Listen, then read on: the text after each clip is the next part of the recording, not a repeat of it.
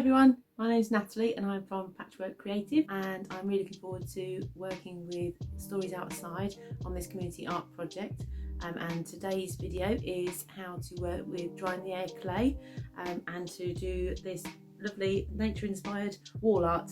So this is a pocket that you could put some dried flowers in, or maybe a few pens, or just have it as a nice decorative wall piece. But I'm going to take you through stage by stage how to make this for yourself in your own colours.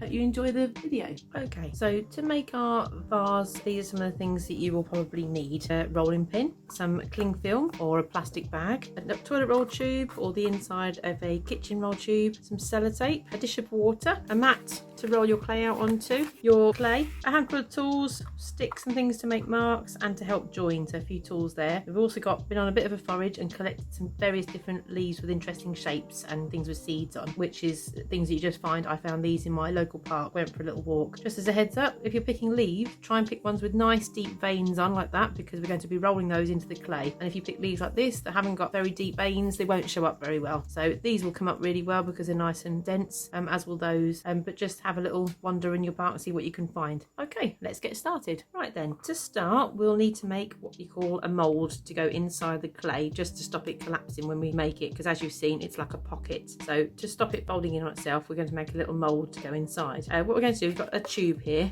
Kitchen roll tube is better because it's longer and you've got a bit more hand space if you need to pull that out of the mould, or you've got more options to make your pouch whatever size you want. Obviously toilet roll tubes are fine, but they're just a little shorter, so you're dictated to by the size of the tube. What we're going to do is we're going to use our cling film. I'm just going to wrap this tube up, because when the clay is rolled out and we stick it to it, what this will do is, because it's paper and it's porous, the clay will cling to it, so it makes it a bit tricky to get out as a mould once it's dried. If we cover it in cling film, that will make it drier. If you haven't got cling film, you can also use just a food bag.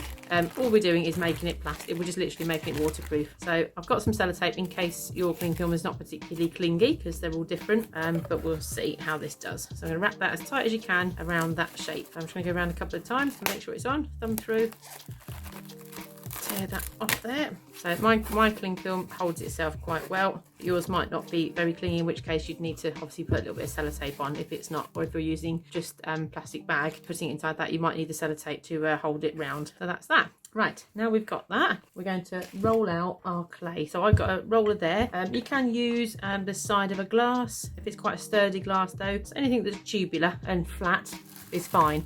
Now you'll probably be using a white clay, which is probably what's come out to you is it's a white clay. It may be brown, I don't know, it depends on which ones you've received. I'm going to use a brown, because you can see it better on the camera.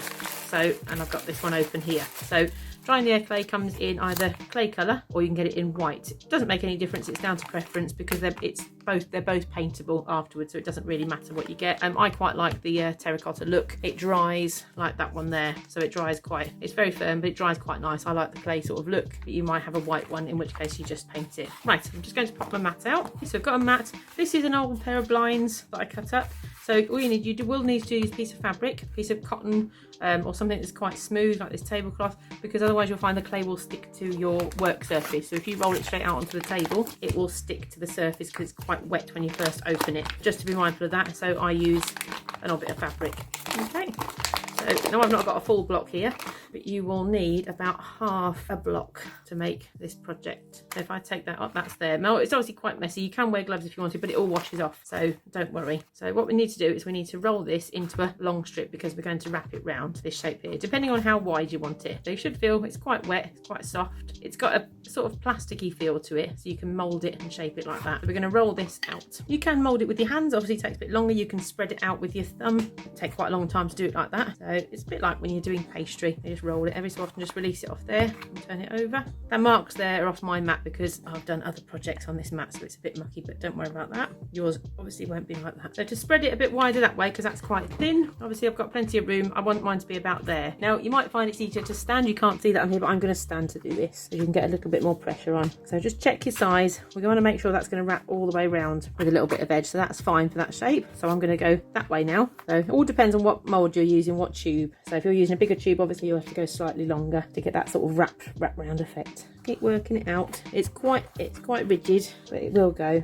You need a firm table to do this on, or a work surface. It doesn't really matter if it goes a bit strange in shape, because you can cut that to size anyway. So what we're looking for is to thin it out as if you're doing pastry to about that, which is probably about 3 or 4 millimeters thick. Now I can feel straight away that mine's thicker at this end. I can move that around. I'm going to try and do it as evenly as possible. Don't roll it too thin, because what we're actually going to do is put some shapes into this now. So that's my shape's going to wrap around that nicely. What I want to do now, I quite like this sort of raw edge. But if you wanted a definite straight edge, you just take a normal knife and just cut that so it's straight, if you prefer a straight edge. That can be the top or the bottom. I'm going to have that nice and flat at the bottom, but I'm going to leave that edge quite raw because I quite like a raw edge. But if you wanted it nice and neat, if you're more neat, then put a bit of a lip on there. Right, okay, so what I've been, obviously before I showed you that I'd gone round and collected some various different leaves and things. So I've got some different things here that we're going to roll in. Now, like I said before, with the leaves, you really want leaves that have got a nice deep vein like those, because they'll show up nicely. So this is the front of the pot, but if you can imagine, this will be the back, because let me show you here, when that's wrapped around your shape like this will be the back. So you can put it all over the back, but you don't really need to. Okay, so it's mainly on those pieces, and you might lose some in the wrap. Okay, so decide which is the back or front. They should both look more or less the same, to be fair. I'm going to place those. I'm not going to put too much attention on here because that's going to be at the back. We won't see that. It'll be up the wall. So you don't necessarily, I might not leave these this big. I might take some of these off and just do them a bit small, just arrange them as you think they look nice. I'm just going to have them a bit random over here. Just place them where you want them. Just have a bit of fun with your placement. Again, do it on the, press the backs of the leaves into the clay, because that's where all the vein details are, and it will show up better. You can see there it's already started to take an impression of that leaf. I'm going to put that there because I want that close to the front, I think. So trying to think backwards. Okay, right, I think I'm quite happy with that. Right, with that, you're going to go in with a rolling pin, okay? And you're going to press very gently, just make sure they're in place so you're not pushing them out of the way. It should take quite well. This one I'm not sure, I've not done one of these before, I just thought they were really interesting. So what I might do actually is take that one off because it's quite big. I might put that one in on its own afterwards. Okay, so just roll that in, making sure, see, they move slightly, so just be aware of that when you're rolling. You don't need to do a design as complicated as mine. Obviously I put quite a lot in mine because I got quite a few good pieces. Just make sure they're pressed in really well. You'll see the clay come up around the side of the leaves. It's very hard to replace them to get another impression. So I'm just going to roll that out there. I can already see this is taken quite nicely. Okay, right, I'm going to stop there. So then start taking these away. Can you see there? That's taken really nicely. Some of those, and just peel them out. You might get some little dry bits in there. Don't worry too much about digging them out. Wait till it's dried. Now that one hasn't taken so well, which I wasn't sure it would. That's very subtle. Let me just see if I can get that to press a little bit more. Not sure I can. So I use my thumb because I don't want to flatten out those designs. So just use your fingers to push that one in.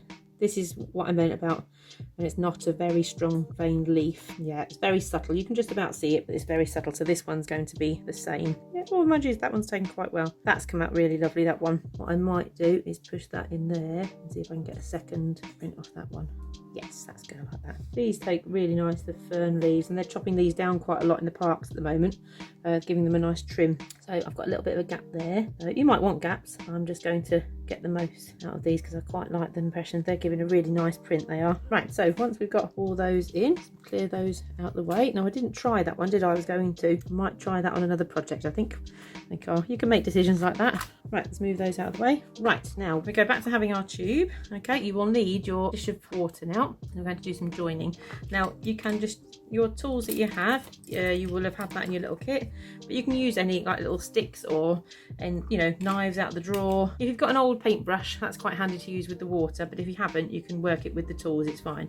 Right, so we're going to lift that up off there. What we're going to do is turn that very gently over, trying not to lose any of our definition. Now remember, I'm having the rough side as the top, so that's going to be at the bottom. Right, now this is just, I don't want to press this down to this, I'm just using it to stop the clay collapsing in on itself. So I'm just going to decide which is the most interesting, and I think it's that one there. Okay, so all this is doing is stopping it. We're not going to use it tight. Okay, I'm going to bring that round there one side, and that one round there, about that sort of size I think would be nice. Okay, allowing enough room for that. If you wrap that round really tight, it would be a tube, and you want it to have a flat back. Okay, so we want to encourage it to have a flat back there. that's sitting, so just sort of press the side, so that is acting as a mould. Now what might be an idea now is if you were working on a board, probably, this is my work table, but you would probably want to transfer this to a piece of cardboard or a board, so you can then move that when it's dried, because once we work on this we don't really want to mess with it too much. Okay, I'm going to bring that up a little bit. So what we're going to do is we're going to form that out. That's going to go down like a little pocket, so we want to make sure that's not, so if you can see I've got that about there, because we want to press that flat at the bottom. Make sure I've got my positioning right again. That's kind of, so we've got enough for that to reach. You need to make sure the clay will reach the back piece of clay. Right, now we're going to join this. So what you need to do is you need to wet the surface that's underneath. So here and here we're going to glue together. So you need to wet the clay where it's going to join. Okay, and then you get your little tools that you've been supplied with or that you've got in the house, and you're going to rough up that surface. What this does is it should be able to just rough where it's going to join. Actually, what we can do is while we've got this open, let's do this as well along here, because this is going to press onto itself. So put water on the inside all along here, because this is going to join to itself to make the pouch. So we're going to, now it doesn't act like real clay, it's quite plasticky, so you have to be a bit firm with it. Use roughing up that surface with a sharp point. Now, if you've worked with real clay before, this doesn't act like this. Real clay gets a lot wetter a lot quicker. The dry in the air clay has got like a plastic feel to it because of the, I believe it's polymer that's in it, or something that helps it dry. There's a resin or something that helps it dry hard, so it doesn't work up as quickly. Get that brush there, and then I want to do this one here, give it a bit of a rough surface. And the same, not the inside of that one, because we're going to join it on there. If you remember, it's overlapping like an envelope. Okay, right, so with that in mind, we're going to leave that there and to bring that round like that. Okay, making sure the sides are slightly pressed down so it gives it a flat back, because that's going to sit against the wall. Okay, now this here, you should be able to press this down now. Okay, so can you see it's formed like a pocket? Right, now we want that to have a bit of a pinched look, so just check that you've got, so you can see the leaves are printed in there. That's the sort of shape. So we've gone flat at the back, we've let it fall flat so it looks like that from the top. So nice gap round there, because you don't need it. Right, now what we're going to do is make sure this is joined. Okay, so you can use a rounded end of a tool. That one there has got a bit of a rounded, or a tool like that. And just press in like that. And press quite firm. I'm going to make this a feature because I quite like doing that. You can just do it smooth, you can do anything you want to really, but that will hold it comfortably because I've pushed it into the back piece of clay. Okay, so now this is not going to hold water, so we don't worry about it being completely waterproof. Obviously this is for dried flowers, dried artificial flowers, dried flowers, or if you wanted to put wet flowers into live flowers, sorry, into it, you just need to make sure you've got a couple of plastic bags inside first, so because this won't actually, you don't want this to hold water. Right, so what I'm also going to do is, because I'm going to carry on that feature, just to make sure that's joined to that, because it'll just sit and dry away. You could do any sort of feature. I'm just going to do a little, see if you can see on the camera there, I'm literally going to do a little smudge from one to the other to join that, because I quite like that. What you could do is do underneath there and just make sure what you're doing is you're pushing one into the other. Okay, don't push too hard, obviously, because you'll lose all your definition for your leaves. Use water, mould it, I'm going to scrape that away again. Just want to make sure it's joined and it's not going to come apart. You're sort of smudging one into the other like that. Keep making sure it's joined. Okay, and then smoothing it back over again. And try and hold that to the camera so you can see. You see I've sort of joined it there. I get my brush. Now if you want to get fancy, you can puncture holes through this. You could use a tool or a screw or a nail and put holes in, and then afterwards you could put stitch work into it if you wanted to. Doesn't really matter what your preference is or how creative you want to be. I'm just going to make sure that's joined there. I've got a little round tool there, and I'm going to do little dots so it looks like a sort of pouch. You can do whatever you want to on the surface, but I quite like making that into a bit of a feature. Right, so make sure that's in the middle there so you get an even fold. Right, cool. At some point we're going to have to hang it. So what we need to do is put some holes here, because we're going to put a piece of string in afterwards. So you need to get, you can use the back of a paintbrush, you could use a nail, a screw, anything with a sharp point, and you're going to put your finger behind, otherwise you'll collapse your shape. Push in, give it a twist until you can feel it, but just try and support that wall a little bit. Okay, so we want one either side, front and back. I'm going to do one there as well so we can run the string through so it's nice and strong. I'm just giving that a twist till it goes through like that, and then evenly about there. Okay, can you see I haven't done any leaf prints at the back because I said that was going to be at the back, so there's no point. Okay, so I've got some holes in there. Don't put them too close to the top because it will cause a weak spot, so obviously it's only so strong, so that's why I put the 2 holes, so it gives it more strength. If you just did 1 hole, you're putting a lot of strain on 1 hole. Okay, the other feature I'm going to do is, when you saw, obviously it was I like to put you can just leave it at that and that's it, just leave it to dry, that's fine. What I'm going to do, because I quite like things dangling and hanging, I'm going to put about there, I'm going to put another hole all the way through. Okay, and that's to put my little feature on, which I'm going to show you. Give it a little wiggle, bring the brush out, so I've got a hole there, because I quite like having things hang down, but that's a personal favourite of mine. But there we go, and that's basically it. So you want to transfer that should move quite well, leave that somewhere to dry. I'll pop that there so you can see it. I'm just going to make, with the clay that I cut off the top, I quite like this raw edge. Again, you won't necessarily have that, you can cut it slightly slanted so it has a different effect. You can play with that edge. What I'm going to do here, I'm going to mould together that bit of clay. If it starts to dry out a little bit in your hands, just wet your fingers a little bit and put it in. Don't put too much water with it, otherwise it goes like a slurry and it's not easy to mould then. So you can use, not everybody's got cutters, so I'm not going to use those. I'm just going to mould a couple of shapes here.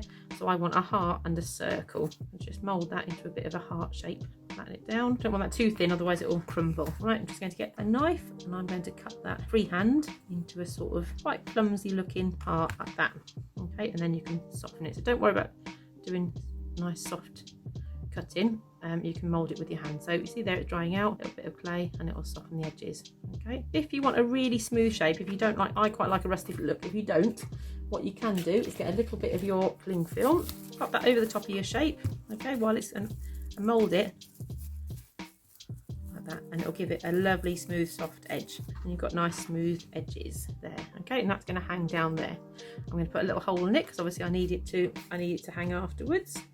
So just the sharp end, you can use any, like a stick of some kind if you want to. So I'm going to hang that one there with a hole, and that's going to hang there.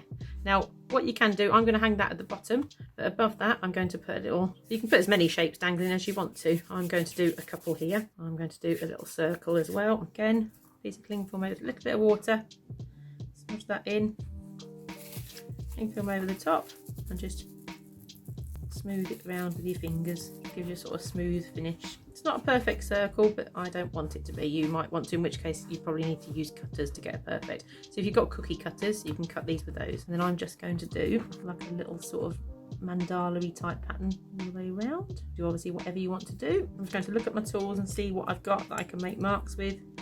That one's quite good. So you don't have to be terribly skilled, it's just a little sort of pattern, and that's probably as much as I'm going to do. Okay, but bear in mind you also need a hole in there as well.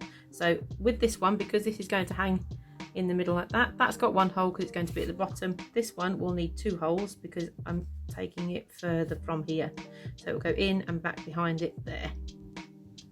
Because as you saw in the example, I had one hanging above the other. Okay, so you could do, if you want to do those sort of things, so they're going to hang there and there below. You can also do beads if you want to, if you've got any clay left over. So that's just rolling it, that's going to change shape, that's all right. And then you need to put a whole straight piece of thread. So you can make your own sort of beads to go. Again, if you wanted that all nice and neat, then just you put the cling film around that. Okay, I'm not too fussed about it, so that's just a very simple bead, and so on. So you can hang these, you can put these in between if you want to. This is all optional, but obviously that was my example. You can also use like a piece of wire for this. I'm going to use quite sturdy string, so I need a decent size hole in the bead, so I'm going to use a tool. But you can use cocktail skewers if you want to, make those a bit thinner. So it's quite a nice way, if you've got bits of clay left over at the end of the project, you don't want to waste them because they will go hard, you can just roll up beads and you can use them on another project, but it means your clay hasn't got wasted because it does dry out if you don't wrap it up. Okay, so you need to find somewhere nice and dry for these to go, and preferably dry them on a mat or on a piece of newspaper, somewhere they're not going to get damaged. Okay, and that is basically it. So when it's dry, actually looking at the heart, I might just put some patterns on my heart. It won't match otherwise, just some little stitch marks I think. You can use this side, you could also use a fork for something like that, so I'm just going to leave that at that. They're going to be plain, so they're going to hang from that hole there and possibly there. Okay, so just leave those somewhere to dry. Make sure you joined in there. Yep, that's all fine. Check in and leave that somewhere flat to dry. Hi, welcome to the last stage of creating your wall hung natural pot.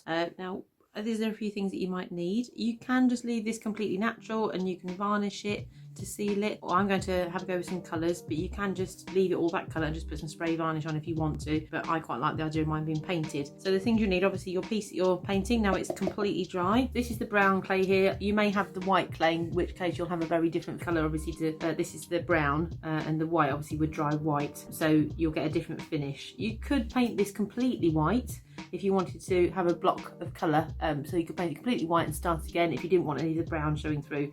Depends on how you prefer things. So this is completely dry. You can sort of hear that sort of hollow sounding. It's a lot lighter now it's dried out from when it was wet when we first made it. It's nice and solid, so I've taken my piece out of the mould. I've taken the tube out because it was holding its own and dried it. I kept turning it while I was drying it like that, and this is now completely dry and it's a lot lighter, so we're ready to paint.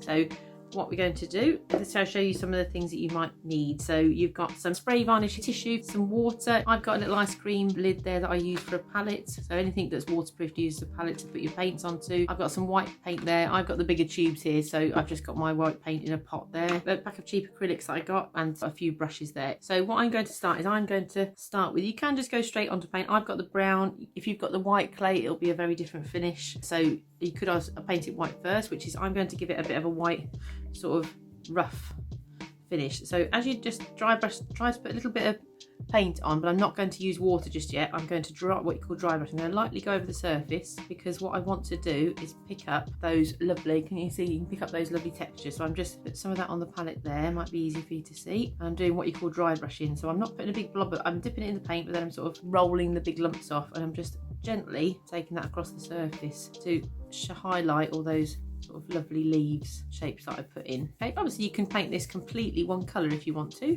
you'll still be able to see the leaf prints, but I quite like that sort of natural look. So it's just have a bit of fun with the paints and you'll see what sort of style you like. I quite like that sort of distressed finish, so I like doing a dry brushing effect. If you can use water with acrylics, not a problem, that's to wash them down. Bear in mind that if you want this to be lots of block colours, less water, more paint is always a good preference, because the water will make it a lot thinner. I'm being quite kind of rough with my brush because I want this to look a bit sort of aged and distressed. I don't want it to look too neat and tidy, but you might want a very neat finish on yours, in which case you would use block your colours in better. But because I'm sort of brushing over the top gently and not pushing it into all those creases, it's just picking up all those lovely textures. Now, obviously the back is going to be against the wall, so you don't actually have to paint the back if you don't want to, but I would paint it as a preference anyway, because it gives it a little bit of a waterproof sort of finish. Obviously I'm handling that and that's quite wet, so you might want to leave that to dry. I don't mind getting a bit of paint on my hands, but I'm going to paint that because it just gives it a little bit more of a protected finish. I'm not going to worry too much about a paint effect because that's going to be against the wall, but your acrylic paint will give you a semi-waterproof sort of finish, so it sort of seals it if it's going against the wall, gives it a bit of a protection. What you can see is, if I show you on the back, obviously you can paint it all one colour first, so that I can give you an example on the back here, and even if you paint that into those grooves there, you see you can still see the textures if you get rid of the brown. So it's all down to what sort of finish you want on there. I just wanted to try and show you a couple of options. So if you did that in a block, obviously you'd leave that, once you've done a coat, leave it to dry, and then do another coat if you want to do another coat, because if I keep brushing this over, it will just keep dragging up what's underneath. So I'm going to give that a block because it's on the back, but you can see you can still see those. So you could paint those white, completely white, and then use a colour to blend into that. So I'll show you on the back and the front the different effects that you can get. Okay, so I just need to leave that to dry off there. I'm going to put that on my piece of tissue. I was going to stick to my hand. I'm just painting that bit there because you can see that from the front, so I'm not going all the way down into it. You can do if you want to, but there's no need because this is going to be hanging on the wall. I'm just doing it so you can see it. I might even paint that a completely different colour so there's a strong contrast. I don't know yet. See, I quite like emphasising those cracks and things because I like that sort of distressed pottery look. Okay, now with acrylics you can paint over layers. It's quite forgiving, so if you left that completely to dry, you could paint other colours on top of that. If you didn't like the white, you could do a very different sort of finish on it. I'm just going to emphasise around the leaves a little bit, so because I think it makes the leaves pop out a bit more. Okay, I'm going to put a tiny bit of green because I've still got white on my brush. I'm going to rub that in just gently. I'm getting a really light sort of earthy finish.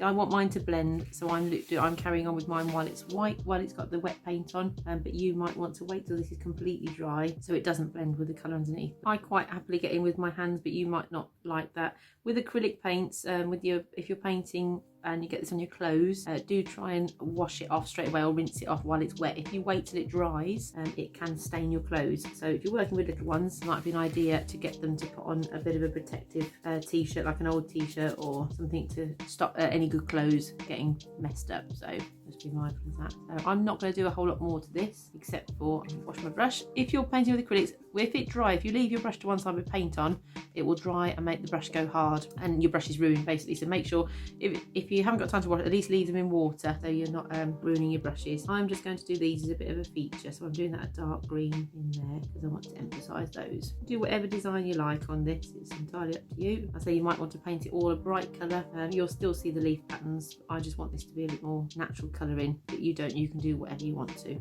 They also look quite nice painted completely black. A very, very dark colour looks really, really nice as well, and it emphasises all the grains really nicely. So you can do it completely black with a white highlight on it, which I'll have a go at in another part, but this one I'll do all earthy colours. The nice thing about doing a distress finish is that you don't have to do a completely neat surface, so it's not, I don't have to worry too much about detail.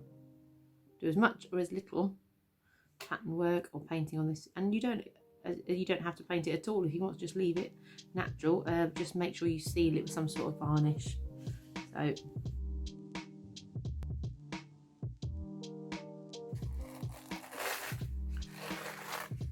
I stuck that down. I should have left that to dry more. So don't put it on tissue when it's wet. So I think that's pretty much all I'm going to do on mine. So you can see all the sort of finish that's on there.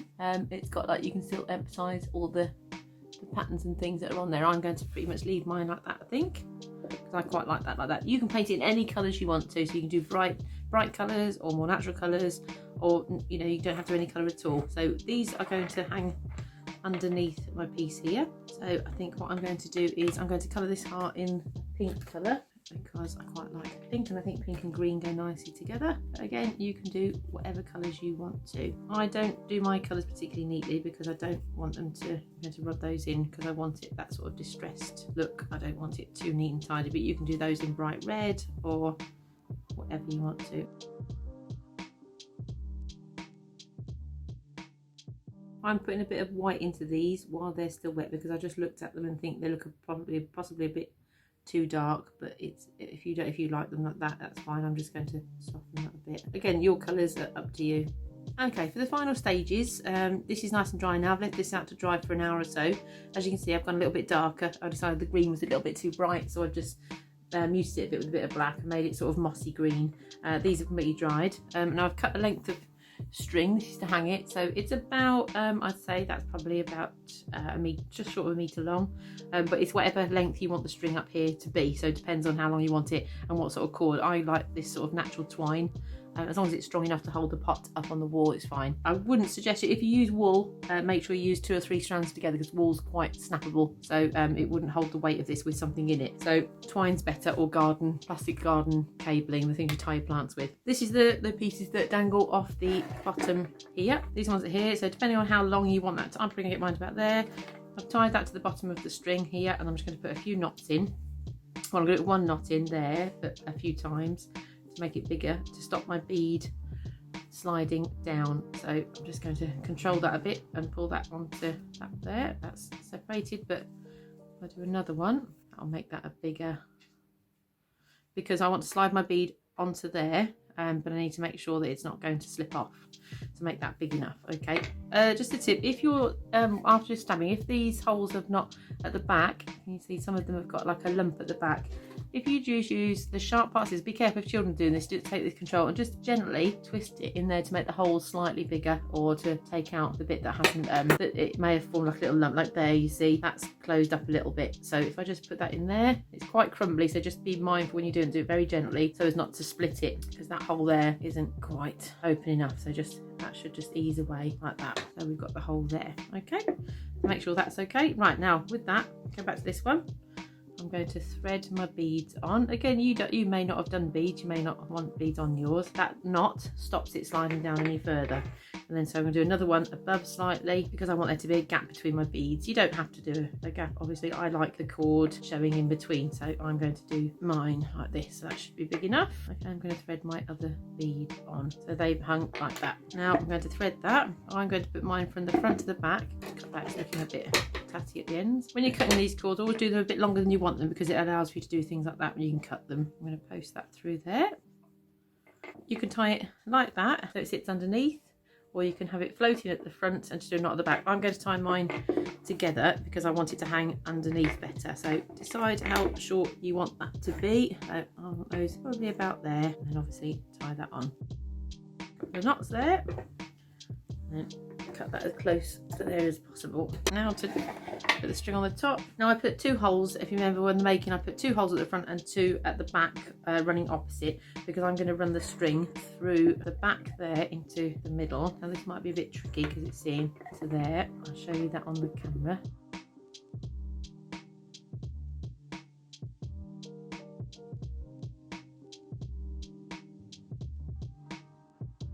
If you're finding that your cord is splitting, you can roll a little bit of sellotape over the end, which gives it a firmer it gives it a hard, it makes it like a shoelace on the end, so you can just post that through. So run it through like that, and then over here, through the front,